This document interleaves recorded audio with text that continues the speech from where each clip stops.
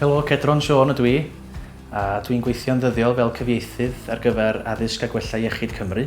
Wel, mae gen i wastad diddordeb wedi bod yn y maes cyfieithu, ond oedd gen i ddim profiad blaenorol fel y cyfryw.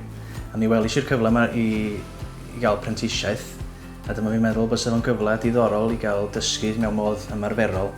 Wel, mae'r Gymraeg yn rhan anatod o'n hunaniaeth i a'n hanfod i fel person, a felly dwi wastad wedi bod eisiau defnyddio'r iaith yn y gweithle ac yn fel rhan ddyddiol o mywyd. A fel cyfieithydd, dwi'n cael y cyfle i ddefnyddio y Gymraeg a'r Saesneg law yn llaw. Mae'n gynnydd y dyddiau yma ar gyflogwyr sy'n cyflogi prentisiaid dwyieithog. Mae'n mwy o gwsmeriaid yn gallu siarad Cymraeg na'r dyddiau yma a moyn siarad Cymraeg. Felly mae cynnig gwasanaeth dwyieithog yn bwysig. Mae o'n brofiad gwerthfawr, mae o'n gyfle i chi weithio mewn modd ymarferol, a dwi wedi mwynhau gallu defnyddio yng Nghymraeg yn ddyddiol i ddysgu a ehangu wybodaeth. Felly, doswch amdani a mwynhewch.